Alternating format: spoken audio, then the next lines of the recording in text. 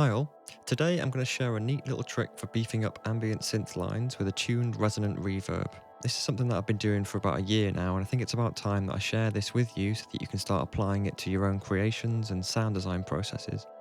Before we begin, I just want to pass on a huge thanks to InTheBlink, who very kindly provided me with this lush recording of his Prophet 10 synth for this tutorial.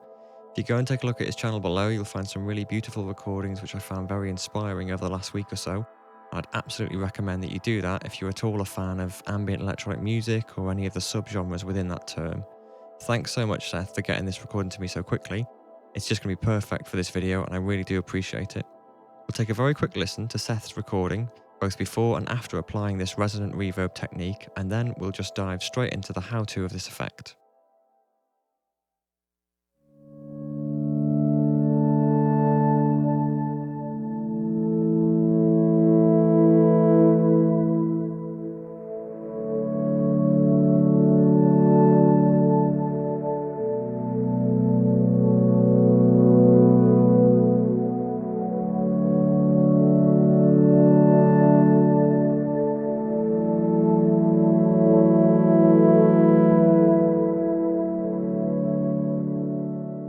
Okay, so I've opened up a fresh project in Logic and we're going to start from scratch with this, so you can follow along with any DAW of your choice. Nothing here is going to be specific to Logic, and all you will need is some form of convolution reverb with the ability to load up custom impulse responses.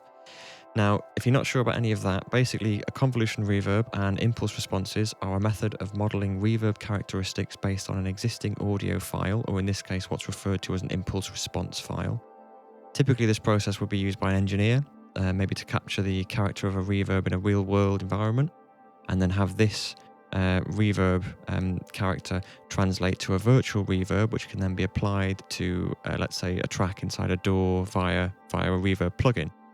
In this case, we're going to be creating an impulse response not based on an environment, but using some comb filtering to create resonances tuned to the notes in our key.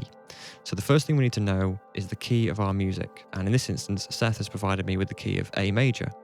Now, depending on the plugins that you use to follow along with, you may need to search online for a chart which identifies the fundamental frequencies of any given notes, and you will find these by just doing a quick image search as so. But we'll come back to all of this in a minute. Let's first begin by creating a simple impulse response using a short click sound. Now, for this, I'll be calling upon kick 2 to create our custom click, but you can use any click you like, provided it covers a good portion of the audible frequency spectrum. So I'm going to start first of all by just getting rid of these frequency notes here.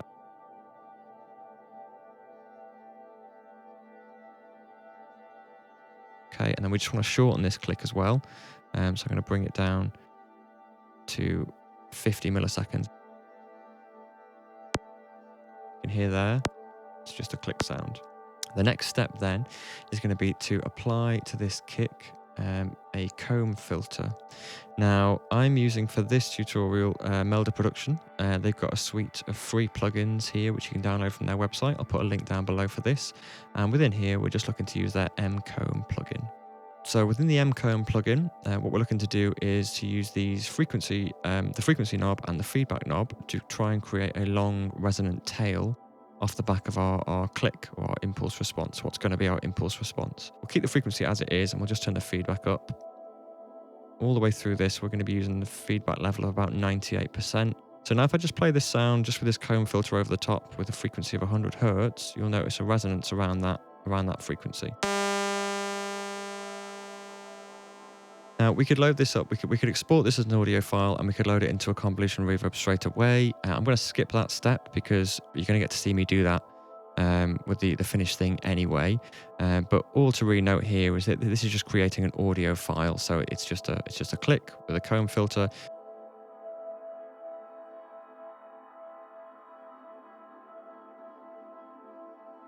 You'd bounce this audio file down and load that into a reverb, which we'll go through in a moment. What I'm just going to point you towards first of all, though, and the really good thing about this comb filter is that we have 4 filters in one plugin, okay? And we can tune each of these filters to a note in the key. So going off the key of A major, which is what we're working with here, if I click the frequency area, you will be able to actually just click the note that's relevant here, so we're looking at an A. So we can click A, and it comes up immediately with the right value in terms of frequency. So 110 hertz is an A2 on the scale. Just press OK there. Open up filter 2, turn it on, and then the next key we're looking for in A major would be a B. So sticking down in the same octave, we have a B2, 123.47 hertz or so. I'm just going to bump this up to 98 as well.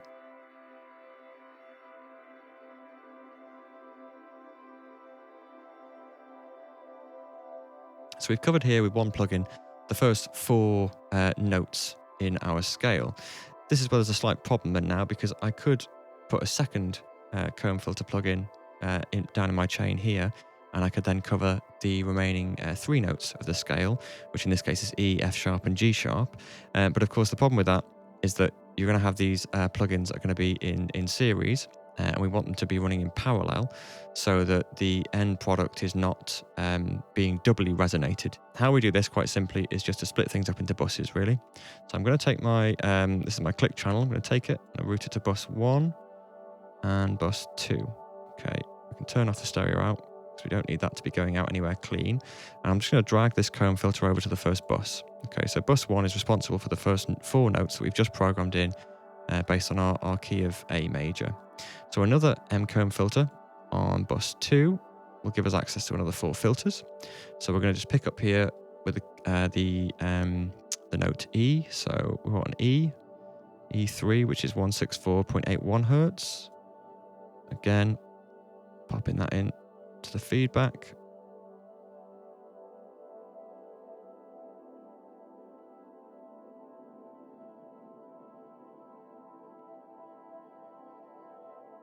So we've got then first 4 notes and then the last 3 notes. And now what you'll hear is more like a chord sound. It might sound a bit dissonant, but let's try it.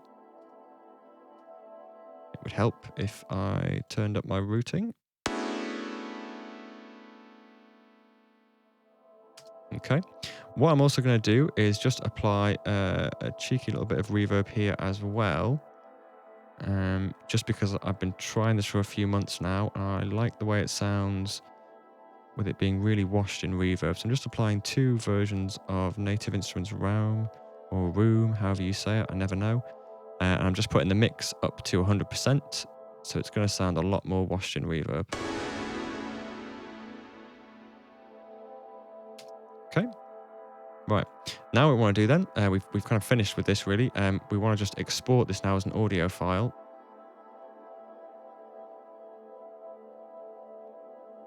Okay, and then that's it. We have our impulse response then done. So we can now start looking at loading this into a reverb and applying it to our sound. So first thing I'm going to do is load up an audio track here and bring in the recording from Seth. Okay, drop that in there. And I'm going to mute the original couple of buses and the click as well. I'll just rename as well, so we've got that. Right, and now we're dealing then with the audio track. So what I'm going to do here, if we just organize this a little bit better so you can see things in the right order, I'll drag this down. Okay, so looking at the mixer view, ignoring these first 3 channels, which we'll just color in red, and let's go with a nice light blue for the ones that are relevant now. Okay, we're going to be sending this then. We're going to have a stereo out. So first of all, this is just the basic sound that you heard before. Okay, we're going to have that going out clean stereo. And then as we would normally do, we're going to send this to a few buses for some different reverbs. And I'm going to use 2 different buses just to show you the difference here. So I'll route them through first of all. And we're going to be using Logic's convolution reverb in this case, which is Space Designer. Load up 2 instances of Space Designer. Now, the first one here is just a default, just to give us an idea. If we put the wet up to full, keep the dry down because it is a send. And we'll mix this in first of all, so I'm going to mute that one. This is just normal verb, we'll call it. Okay, so this is the recording with some reverb added.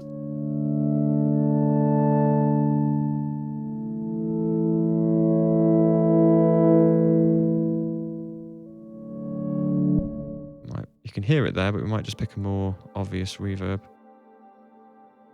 to give us a better idea. Museum sounds like it might be quite good. Let's try that one. Okay.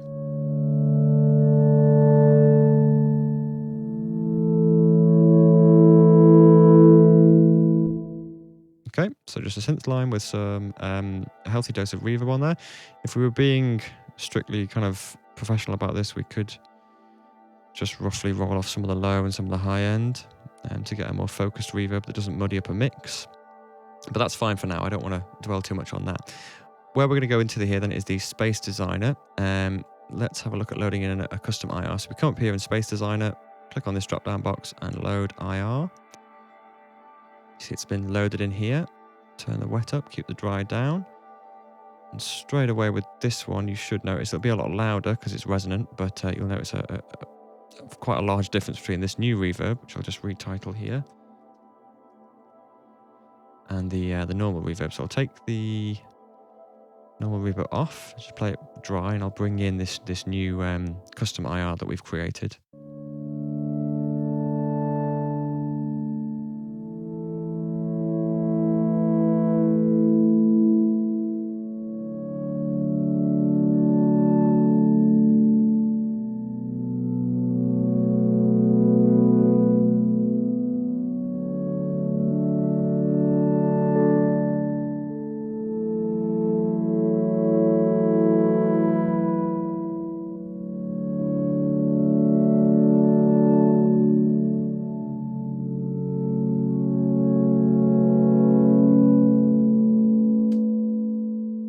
Okay, so it notices there's a lot more going on in the kind of the mid range and the low end. So if we just apply a quick bit of EQ to this as well, I'm not doing this to any sort of exact science, but just to kind of thin it out a little bit. If we listen to it on its own, you'll hear exactly what's going on.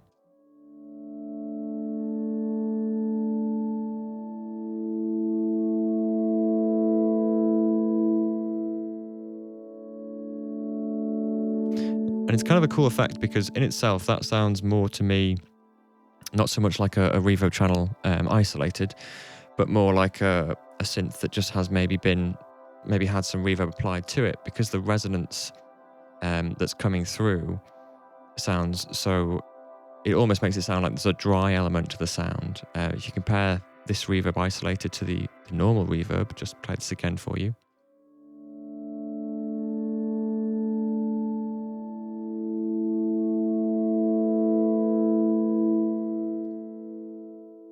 So there you can hear the tail. If we just go back to this old reverb.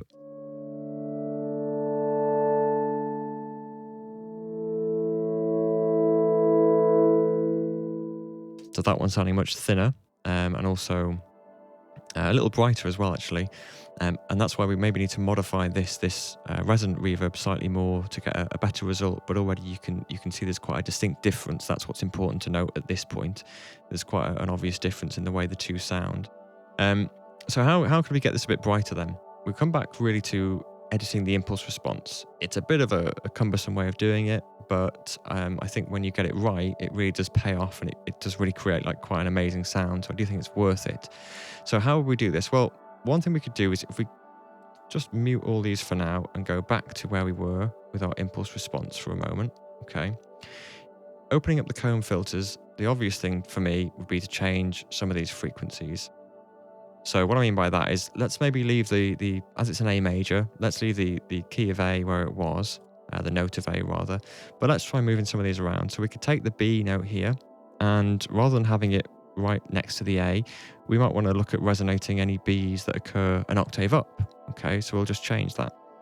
Same with this next, that's the feedback. Same with this next frequency. We've got a C sharp. Let's go an octave down with the C sharp. And then finally, we've got here a D. So let's go up with a D, let's say.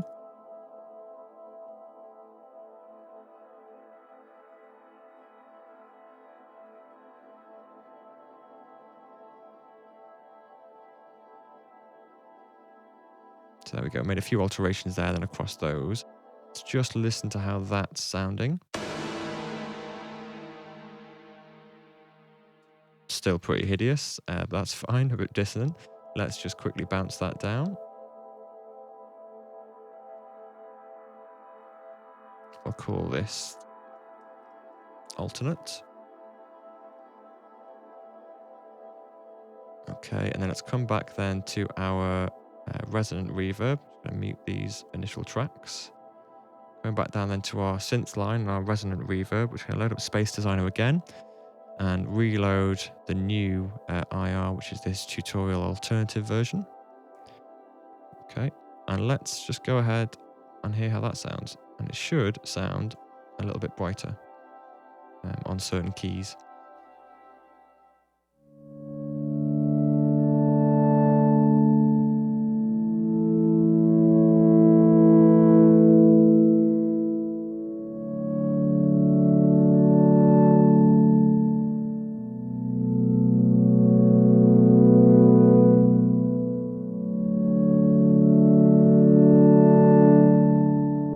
Okay, to me that is sounding much brighter. It might not be blindingly obvious to everyone yet. What I wanted to just quickly kind of add into this tutorial though was what I would then do next. So you kind of get the basic idea here, but where can you take this? Well, there's a few things that I really like to do with these reverbs. The first thing is dead simple, is that there's no harm in mixing in some of the original reverb as well to taste. So if we just unmute that.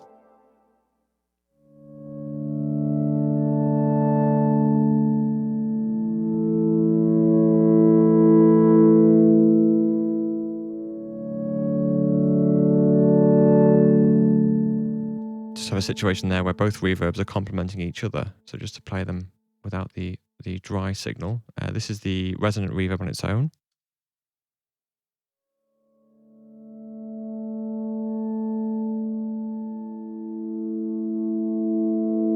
And then if I add in the original reverb.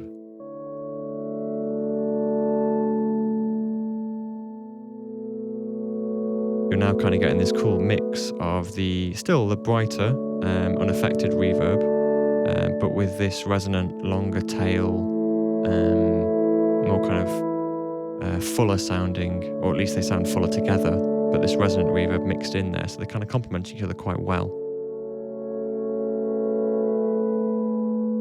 What we can then look to do is add a few more effects, which is always fun. So I'll leave the normal reverb as it is. In fact, we might add something else. Let's add another room to this normal reverb. Yeah, fuck it. We'll just go crazy. We'll just put a full mix room on that to try and make it even more spacier. But then we're going to do the same thing over here. So if we look to add the same effect, I'll just show you what this does. Well, I mean, you know what this is going to do, but just to hear this.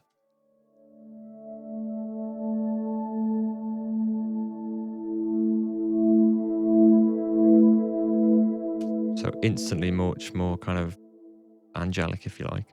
And what I also like to do with these longer tails as well, something else that's quite cool, is to add a bit of saturation. So if we come down here, I'm going to use this tape cassette emulation. I think this is a free plugin as well. And it just has with it a couple of different controls. I'll leave the wow and flutter where they are because a little bit of that is fine. But we'll use the saturation to dial in. And it gives this really cool kind of, I don't know, it's kind of like a daydreaming, melancholic type effect. I can't really explain it, but if you listen to it, you'll know what I mean.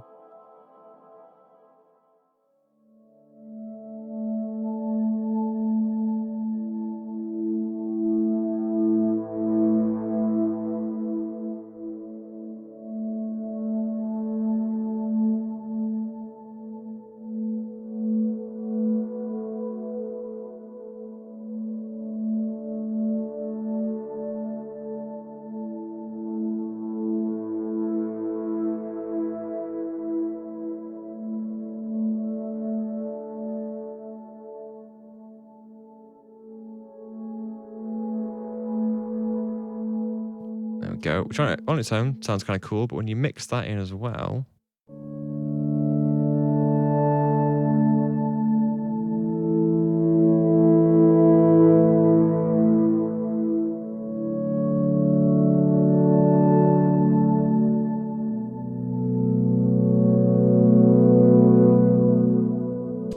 So it's really cool. In this instance, what I'm hearing there is we've got the normal reverb, which is picking up.